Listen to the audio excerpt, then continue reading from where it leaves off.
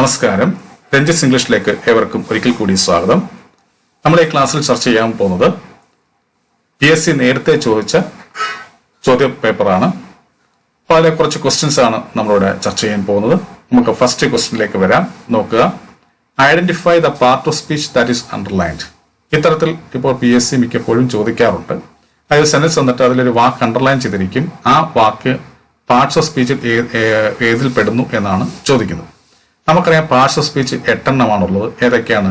Noun, pronoun, adjective, verb, adverb, preposition, conjunction, interjection.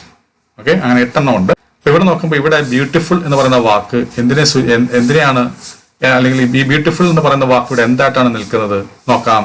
She has A beautiful hand writing. അതായത് hand writing എന്ന് പറയുന്ന നൗണിനെ വിശേഷിപ്പിക്കാൻ വേണ്ടിയാണ് ഇവിടെ ബ്യൂട്ടിഫുൾ എന്ന് പറയുന്ന സംഭവം നിൽക്കുന്നത്. അതായത് അവൾക്ക് നല്ല മനോഹരമായ ഹാൻഡ് റൈറ്റിംഗ് എന്നാണ് പറയുന്നത്. അപ്പൊ എങ്ങനെയുള്ള ഹാൻഡ് റൈറ്റിംഗ് ആണ്?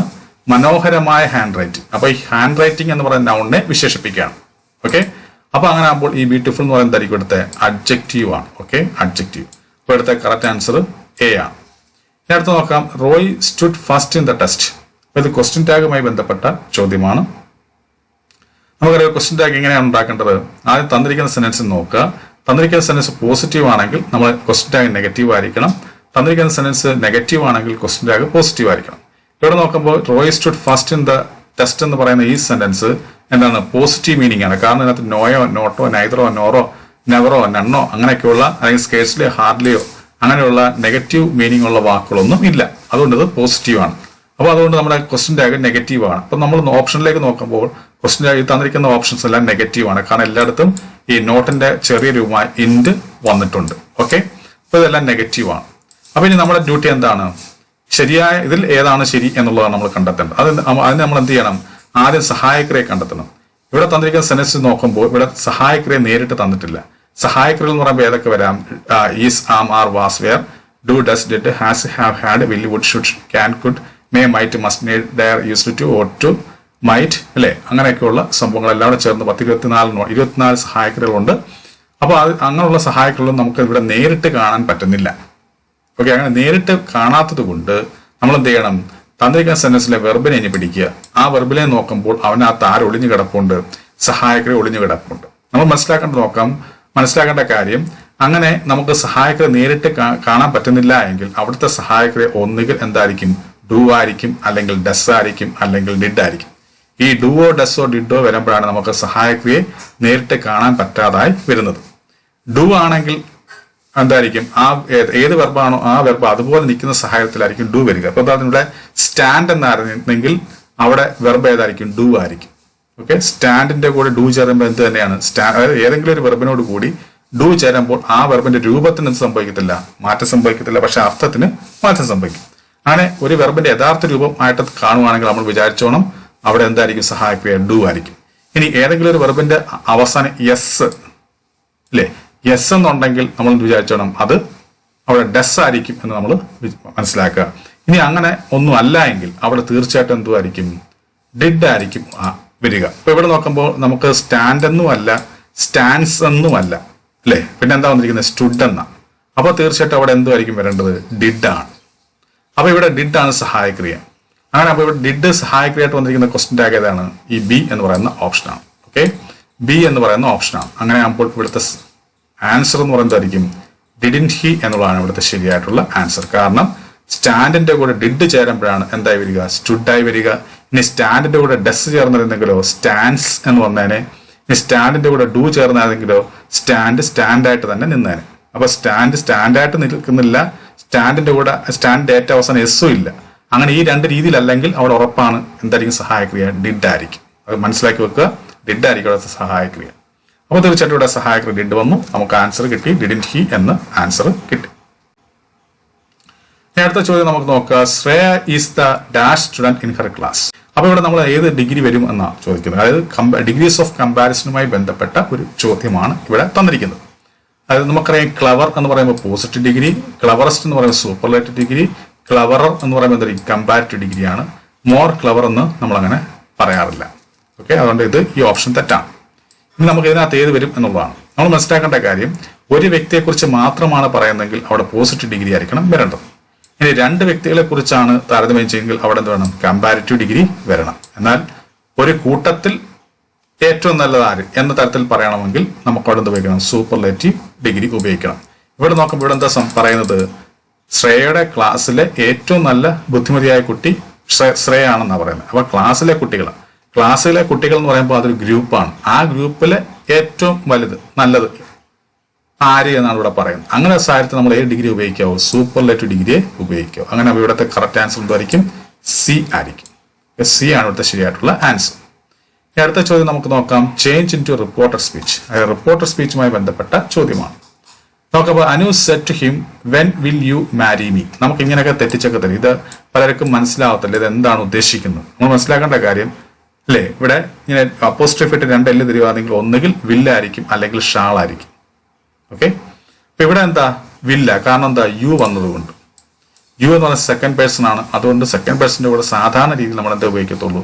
വില്ലേ ഉപയോഗിക്കത്തുള്ളൂ. അതുകൊണ്ട് നമുക്ക് when will you marry me എന്ന് പറയാം. ഓക്കെ, അപ്പൊ നമ്മൾ മനസ്സിലാക്കേണ്ട കാര്യം ഇതിന് നമുക്കിനി എന്ത് ചെയ്യണം? റിപ്പോർട്ട് ചെയ്യണം. അപ്പൊ റിപ്പോർട്ട് ചെയ്യുമ്പോൾ നമ്മൾ അങ്ങനെയുള്ള ക്വസ്റ്റ്യൻ വരെ നമ്മൾ ആദ്യം നോക്കേണ്ടത് ഈ സംഭവത്തിനേക്കാൾ ഉപരി വെളിയിൽ കിടക്കുന്ന ഇൻവെർട്ടഡ് കോമയ്ക്ക് വെളിയിൽ കിടക്കുന്ന ഭാഗത്തെ ആയിരിക്കണം നമ്മൾ ആദ്യം പരിഗണിക്കേണ്ടത്. കാരണം ഇൻവെർട്ടഡ് കോമയ്ക്ക് വെളിയിൽ കിടക്കുന്ന ഭാഗമാണ് നമ്മളോട് പറഞ്ഞു തരുന്നത് എന്ത്? ഇത് ആരോട് എപ്പോൾ പറഞ്ഞു എന്ന്. ഓക്കെ, അതായത് നമുക്ക് ചോദ്യത്തിൽ തന്നിരിക്കുന്ന ഈ ഡയറക്റ്റ് സ്പീച്ച് അല്ലെ, ഇത് ആരോട് എപ്പോൾ പറഞ്ഞു എന്ന് നമുക്ക് പറഞ്ഞ് മനസ്സിലാക്കി തരുന്ന ഏത് ഭാഗമാണ്? നമുക്ക് തന്നിരിക്കുന്ന ക്വസ്റ്റ്യനിലെ ഇൻവെർട്ടഡ് കോമയ്ക്ക് വെളിയിൽ കിടക്കുന്ന ഭാഗം, അതായത് ഈ ഭാഗം. Anu said to him. അപ്പൊ നമുക്ക് ഇതിലൂടെ ഇത് വായിച്ചാൽ നമുക്ക് മനസ്സിലായി അനുവാണ് ഈ കാര്യം പറഞ്ഞത് അല്ലെ. ഈ ഡയറക്റ്റ് സ്പീച്ച് ആരാണ് പറഞ്ഞത്? അനുവാണ്. അനു സെഡ്, അനുവാണ് ഇത് പറഞ്ഞത്. ആരോടാ പറഞ്ഞത്? അവനോടാ പറഞ്ഞത്. അപ്പൊ ഇവിടെ നോക്കുമ്പോൾ ഇത് പറഞ്ഞു എന്നാണോ അതോ പറയുന്നു എന്നാണോ അതോ പറയും എന്നാണോ? നോക്കുമ്പോൾ ഇവിടെ സെഡാ വന്നിരിക്കുന്നത്. ഇവിടുത്തെ വെർബ് എന്താ? സെഡ്. സെഡ് എന്ന് വെച്ചാൽ അർത്ഥം എന്താ? പറഞ്ഞു എന്നാ. അപ്പൊ പറഞ്ഞു എന്ന് പറയുമ്പോൾ എന്തായി? കഴിഞ്ഞ കാലമായി. അപ്പൊ നമുക്ക് മനസ്സിലായി ഈ പറഞ്ഞ സംഭവം കഴിഞ്ഞ കാലത്ത് പറഞ്ഞ കാര്യമാണ്. അതുകൊണ്ട് തന്നെ ഈ പറയുന്ന ഡയറക്റ്റ് സ്പീച്ചിലെ വെർബുകൾക്ക് എന്ത് സംഭവിക്കണം? അതിന്റെ ടെൻസിന് എന്ത് സംഭവിക്കണം? മാറ്റം സംഭവിക്കണം. ഓക്കെ, അപ്പൊ നമുക്ക് ഇത്രയും മനസ്സിലായ സ്ഥിതിക്ക് നമുക്ക് നോക്കാം. Anu said to him. ഇവിടെ നോക്കുമ്പോൾ when will you marry me എന്നാ ചോദിക്കും. അപ്പൊ ഇത് ചോദ്യമാണ്. ഒരു ചോദ്യമാകുമ്പോൾ തീർച്ചയായിട്ടും നമ്മൾ സെഡിനെ എന്താക്കി മാറ്റണം? ആസ്ക്ഡ് എന്നാക്കി മാറ്റണം. എന്താക്കി മാറ്റണം? ആസ്ക്ഡ് എന്നാക്കി മാറ്റണം. സെഡ് എന്ന് പറയുന്ന ഈ പറയുന്ന വെർബിനെ നമ്മൾ റിപ്പോർട്ട് ചെയ്യുമ്പോൾ എന്താക്കി മാറ്റണം? ആസ്ക്ഡ് എന്നാക്കി മാറ്റണം. കാരണം എന്താ? ഇത് ചോദ്യവാക്യമായതുകൊണ്ട്. അപ്പൊ അനു ആസ്ക്ഡ് എന്ന് വരും. ഓക്കെ, ഇവിടെ നോക്കുമ്പോൾ ഇവിടെ എല്ലാ ഓപ്ഷനും നോക്കുമ്പോൾ അനു ആസ്ക്ഡ് എന്നുണ്ട്. ഓക്കെ, പിന്നെ ഹിം തന്നെയാണ്. അപ്പൊ അനു ആസ്ക്ഡ് ഹിം. അപ്പൊ ഇത്രയും ഭാഗം വരെ എല്ലാ ഓപ്ഷനിലും ശരിയാണ്. അനു ആസ്ക്ഡ് ഹിം ഇവിടം വരെ ഓക്കെയാണ്.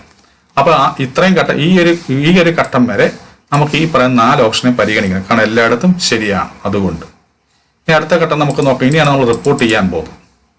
നമ്മൾ മനസ്സിലാക്കേണ്ട കാര്യം ക്വസ്റ്റ്യൻ വാക്കിൽ തുടങ്ങുന്ന നമുക്കറിയാം. ചോദ്യവാക്യം 2 തരത്തിലുണ്ട്. ഏതൊക്കെയാ? ചോദ്യവാക്കിൽ തുടങ്ങുന്നതും പിന്നെ സഹായക്രിയയിൽ തുടങ്ങും. ഇവിടെ നോക്കുമ്പോൾ ഇത് ചോദ്യവാക്കിലാണ് തുടങ്ങിയിരിക്കുന്നത്. വെൻ എന്ന് പറയുന്നത് എന്താണ്? ഒരു ചോദ്യവാക്കാണ്. അങ്ങനെ ചോദ്യവാക്കിൽ തുടങ്ങുന്ന ചോദ്യവാക്യത്തിനെ റിപ്പോർട്ട് ചെയ്യുമ്പോൾ നമ്മൾ എന്ത് ചെയ്യണം? ഏത് ചോദ്യവാക്കാണോ ആ ചോദ്യവാക്കിനെ അതുപോലെ തന്നെ എഴുതണം. നോക്കാം, ഇവിടെ എല്ലായിടത്തും വെൻ എന്ന് വന്നിട്ടുണ്ട്. അപ്പോൾ ഇത്രയും ഭാഗം വരെ നമുക്ക് ഓക്കെയാണ്. ഇനി അടുത്ത ഭാഗം നമുക്ക് നോക്കാം. ഇനി നമ്മൾ എന്താ ചെയ്യേണ്ടത്? അങ്ങനെ ചോദ്യവാക്ക് എഴുതിയതിനു ശേഷം നമ്മൾ എന്ത് ചെയ്യണം?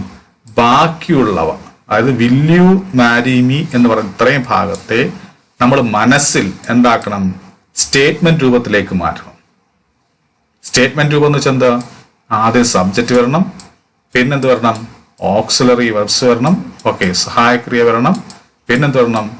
വെർബ് വരണം, പിന്നെ എന്ത് വരണം? ഒബ്ജക്റ്റോ അല്ലെങ്കിൽ ബാലൻസോ വരണം.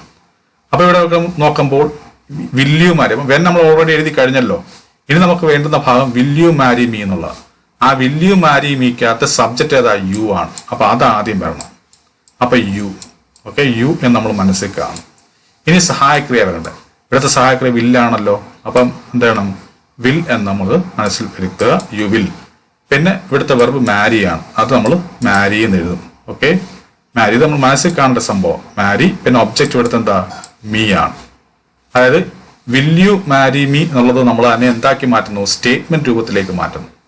അതായത് subject plus auxiliary plus verb plus object എന്ന രീതിയിലേക്ക് മാറ്റുന്നു. അപ്പൊ എന്തായി, യു വിൽ മാരി മീ എന്നാവും. ഇനി ഇതിനെ വേണം നമ്മൾ എന്ത് ചെയ്യണം, റിപ്പോർട്ട് ചെയ്യേണ്ടത്.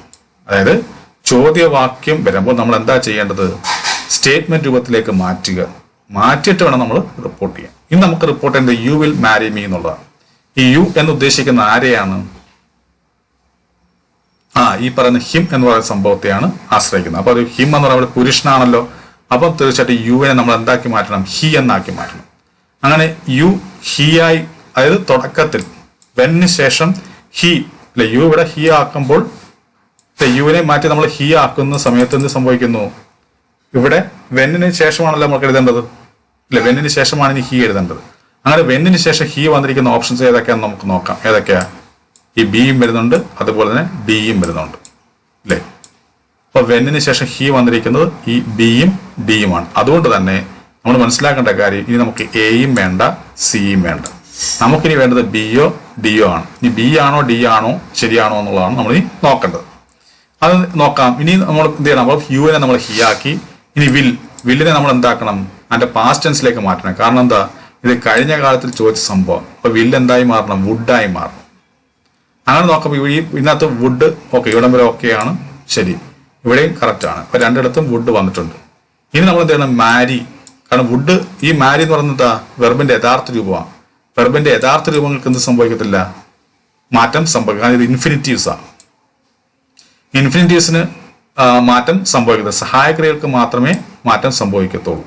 അതുകൊണ്ട് വില്ല് വുഡായി മാറി. മാരി എന്ന് പറയുന്നത് എന്താണ്, ഇൻഫിനിറ്റീവ് ആണ്. അതുകൊണ്ട് മാരി ആയിട്ട് തന്നെ നിൽക്കണം. പിന്നെ ഹർ, മീ എന്തായി മാറണം, ഹെറായി മാറണം. കാരണം അനു ആണ് ചോദിക്കുന്നത്. അനു എന്ന് പറയുന്നത് പെൺകുട്ടിയാണ് ചോദിക്കുന്നത്. ഇപ്പൊ സ്ത്രീയാണ്. അതുകൊണ്ട് ആ അനു ഇവിടെ മാറി എന്തായി, മീ മാറി എന്താണ്, മീ എന്ന് ഇവിടെ ഉദ്ദേശിക്കുന്നത് അനുവിനെയാണ്. ആ മീ എന്ന് മാറി എന്തായി മാറണം, ഹെറായി മാറണം. അങ്ങനെ അപ്പൊ ഇതെല്ലാം ഒത്തുവന്നത് എവിടാ, ഈ പറയുന്ന ബി എന്ന് പറയുന്ന ഓപ്ഷനാണ്. അപ്പൊ എന്തായി, Anu asked him when he would marry her എന്ന് വരും. അപ്പൊ ഇവിടുത്തെ നമ്മുടെ കറക്റ്റ് ആൻസർ എന്ന് പറയുന്നത് ഏതായിരിക്കും, ഈ പറയുന്ന ബി എന്ന് പറയുന്ന ഓപ്ഷൻ. അതായത് Anu asked him when he would marry her എന്നുള്ളതാണ് ഇവിടുത്തെ ശരിയായിട്ടുള്ള ആൻസർ. ഓക്കെ, അപ്പൊ നോക്കുക, if he hadn't fallen sick he dash the exam. അപ്പൊ നോക്കുക, if he hadn't fallen sick he dash the exam. അപ്പൊ ഇതെന്ന് പറയുന്നത് ഇഫ് ക്ലോസുമായി ബന്ധപ്പെട്ട ഒരു ചോദ്യമാണ്. നമുക്കറിയാം ഇഫ് ക്ലോസ് 3 തരമുണ്ട്. എന്താ, if clause in simple present, if clause in simple past, if clause in past perfect tense.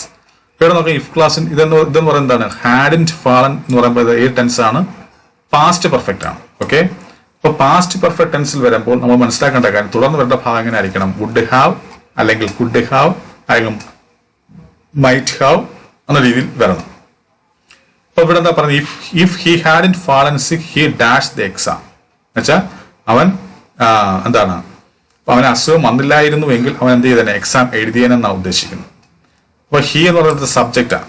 Okay, അപ്പൊ നമുക്ക് ഇവിടെ നോക്കാൻ മനസ്സിലാക്കേണ്ട കാര്യം, വുഡ് ഹാവ് വന്നിരിക്കുന്ന ഭാവം നോക്കുക, അതാണല്ലോ ഇനി വരേണ്ടത്. ഇവിടെ നോക്കാം, വുഡ് ഹാവ് എന്ന് വന്നിരിക്കുന്ന 2 ഭാഗങ്ങളുണ്ട്. ഏതൊക്കെയാണ്, ഈ പറയുന്ന ബി എന്ന് പറയുന്ന സംഭവം, അതുപോലെ തന്നെ സി എന്ന് പറയുന്ന സംഭവം. നമ്മൾ മനസ്സിലാക്കേണ്ട കാര്യം, ഈ വുഡ് ഹാവ് റിട്ടന്റെ പാസീവ് ഫോം ആണെന്ത്, വുഡ് ഹാവ് ബീൻ റിട്ടൺ. അതായത് ഈ വുഡ് ഹാവ് ബീൻ റിട്ടൺ എന്ന് പറയുന്നത് പാസീവ് വെർബും പാസീവ് ഫോമും, വുഡ് ഹാവ് റിട്ടൺ എന്ന് പറയുന്നത് എന്താണ്, ആക്റ്റീവ് ഫോമാണ്. ആക്റ്റീവ് വോയിസ്, ഇത് പാസീവ് വോയിസ്. ഇനി ഇതിലേത് വരും, നമ്മൾ മനസ്സിലാക്കേണ്ട കാര്യം, ഇവിടെ നോക്കുക, ഇവിടെ തന്നിരിക്കുന്ന ഓപ്ഷൻ, ഈ പറയുന്ന ഭാഗത്ത് ഹി ഇവിടെ എന്തായിട്ടാണ് വന്നിരിക്കുന്നത്, സബ്ജക്റ്റ് ആയിട്ടാണ് വന്നിരിക്കുന്നത്. അപ്പൊ സബ്ജക്റ്റിലാണ് തുടങ്ങിയിരിക്കുന്നത്. ഒരു സെന്റൻസ് സബ്ജക്റ്റിൽ തുടങ്ങുകയാണെങ്കിൽ ആ സെന്റൻസ് ഏത് വോയിസ് ആയിരിക്കും, ആക്റ്റീവ് വോയിസ് ആയിരിക്കും. അതായിരിക്കും ആക്റ്റീവ് വോയിസ്. അപ്പൊ ഇവിടെ ആക്റ്റീവ് വോയിസിലുള്ള സംഭവമാണ് വരേണ്ടത്. ഇവിടെ രണ്ടിടത്തും വുഡ് ഹാവ് വന്നുകൊണ്ടാണ് നമ്മൾ ഇതിനെ നോക്കുന്നത്. ഓക്കെ, ഇത് പാസീവ് വോയിസും വുഡ് ഹാവ് ബീൻ റിട്ടൺ എന്ന് പറയുന്ന പാസീവ് വോയിസും, ഇത് ആക്റ്റീവ് വോയിസും ആണ്. സി എന്ന് പറയുന്ന ആക്റ്റീവ് വോയിസും ആണ്. ഓക്കെ, ഇത് ഇവിടെ നമ്മൾക്ക് എന്താ വേണ്ടത്, ആക്റ്റീവ് വോയിസിലാണ്. കാരണം ഇത് സബ്ജക്റ്റ് തുടങ്ങിയുണ്ട്, ഹി എന്ന് പറയുന്ന സബ്ജക്റ്റ് തുടങ്ങിയുകൊണ്ട് ആക്റ്റീവ് വോയിസ് ആണ് ഇവിടെ വരേണ്ടത്. അങ്ങനെ ആകുമ്പോൾ ഇവിടുത്തെ കറക്റ്റ് ആൻസർ സി എന്ന് പറയുന്ന ഓപ്ഷൻ ആയിരിക്കും. ഇനി അടുത്ത ക്വസ്റ്റ്യൻ നമുക്ക് നോക്കാം. She comes to school dash bus. അപ്പോൾ അവൾ ബസ്സിലാണ് സ്കൂളിൽ വരുന്നതെന്നാണ് ഉദ്ദേശിക്കുന്നത്. അപ്പോൾ മനസ്സിലാക്കേണ്ട ബസ് എന്ന് പറയുന്നതാണ് ഒരു വെഹിക്കിളാണ്, ഒരു വാഹനമാണ്. അതുകൊണ്ട് വാഹനങ്ങൾക്ക് തൊട്ട് മുമ്പ് നമ്മൾ പൊതുവെ എന്താണ് ഉപയോഗിക്കുക? ബൈ എന്ന് പറയുന്ന പ്രൊപ്പോസിഷനാണ്. അപ്പോൾ ഇവിടുത്തെ ആൻസർ എന്തായിരിക്കും? എ ആയിരിക്കും ഇവിടുത്തെ ശരിയായിട്ടുള്ള ആൻസർ. അപ്പോൾ she comes to school by bus എന്നാണ് പറയുന്നത്. ഇനി അടുത്ത ചോദ്യം നമുക്ക് നോക്കാം. How much is a baker's dozen? ഇത് മിക്കവാറും പരീക്ഷയ്ക്ക് PSC ചോദിക്കുന്നതാണ്. ബേക്കേഴ്സ് ഡസൻ എന്ന് വെച്ചാൽ എത്ര ആണ്? എത്ര ആയിരിക്കും? 13 ആയിരിക്കും, 13 ആയിരിക്കും. ഇനി അടുത്ത ചോദ്യം നമുക്ക് നോക്കാം. The synonym of ludicrous. Ludicrous എന്ന് പറയുന്ന വാക്കിന്റെ സിനോണിം നോക്കുക, എന്തായിരിക്കും? അബ്സേർഡ് എന്നായിരിക്കും. എന്താണ്? അബ്സേർഡ് എന്നാണ് ലുഡിക്രസിന്റെ സിനോണിം. ഇനി എന്താണ് അബ്ജർ കൊണ്ട് ഉദ്ദേശിക്കുന്നത്? അബ്ജർ എന്ന് വെച്ചാൽ ത്യജിക്കുക എന്നർത്ഥം. ആണ് ത്യജിക്കുക എന്നാണ് അബ്ജർ കൊണ്ട് ഉദ്ദേശിക്കുന്നത്. ഇനി അബ്സോൾവ് എന്ന് വെച്ചാൽ എന്താ? മാപ്പ് കൊടുക്കുക എന്നാണ് അബ്സോൾവ് കൊണ്ട് ഉദ്ദേശിക്കുന്നത്. ഇനി അടുത്ത് നോക്കുക. What is a female sheep called? Female ഷീപ്പിനെ എന്ത് വിളിക്കുക എന്നാണ് ചോദിക്കുന്നത്. നമുക്കറിയാം റാമും യവും. റാം എന്ന് വെച്ചാൽ എന്താണ്? മെയിൽ ഷീപ്പിനെ നമ്മൾ റാം എന്ന് പറയുന്നത്. യവ് എന്ന് പറയുന്നതായിരിക്കും ഫീമെയിൽ ഷീപ്പിനെ. അപ്പൊ അങ്ങനെ ഇവിടുത്തെ കറക്റ്റ് ആൻസർ എന്താ? ഈ സി എന്ന് പറയുന്ന ഓപ്ഷനാണ്. ഓക്കെ. അടുത്ത ചോദ്യം എന്താ? Antonym of bravery. ബ്രേവറി എന്ന് പറയുന്ന വാക്കിന്റെ വിപരീത പദമാണ് ചോദിക്കുന്നത്. ബ്രേവറി എന്ന് വെച്ചാൽ ധൈര്യം എന്നാണ് ഉദ്ദേശിക്കുന്നത്. ബ്രേവറി. അപ്പൊ ഭീരുത്വം എന്ന് വേണം. ഭീരുത്വം എന്നുള്ളത് എന്തായിരിക്കും? കൊവാഡിസ് എന്നാണ്. കൊവാഡിസ്. ഓക്കെ. ഈ കൺസീൽ എന്ന് വെച്ചാൽ എന്താ? മറച്ച്, ഹൈഡ് ചെയ്യുക അല്ലെങ്കിൽ മറച്ചു വെക്കുക എന്നർത്ഥമില്ല. ഇനി കൺസ്ട്രക്ട് എന്ന് വെച്ചാൽ രൂപപ്പെടുത്തുക എന്നാണ് ഉദ്ദേശിക്കുന്നത്. ഇവിടെ ചോദ്യം ബ്രേവറി എന്ന് പറയുന്ന വാക്കിന്റെ എന്താണ്? ആന്റോണിമാണ് ചോദിക്കുന്നത്. അപ്പോൾ എന്തായിരിക്കും? കൊവാഡിസ് എന്നായിരിക്കും. ഓക്കെ. അപ്പോൾ ഈ ക്ലാസ് നിങ്ങൾക്ക് നല്ലപോലെ മനസ്സിലായി ഞാൻ കരുതുന്നു. മനസ്സിലായിട്ടും തീർച്ചയായിട്ടും നിങ്ങൾ ലൈക്ക് ചെയ്യുക, ഷെയർ ചെയ്യുക. അതുപോലെ തന്നെ ആദ്യമായി എൻ്റെ ക്ലാസ് കാണുന്ന ആരെങ്കിലും ഉണ്ടെങ്കിൽ തുടർന്നുള്ള ക്ലാസ്സുകൾ ലഭിക്കാൻ വേണ്ടി താഴെ കാണുന്ന സബ്സ്ക്രൈബ് ബട്ടൺ ക്ലിക്ക് ചെയ്ത് ചാനൽ സബ്സ്ക്രൈബ് ചെയ്യുക. അപ്പോൾ എല്ലാവർക്കും നല്ലൊരു വിജയം ആശംസിച്ചുകൊണ്ട് ഞാൻ നിർത്തുന്നു. നന്ദി, നമസ്കാരം.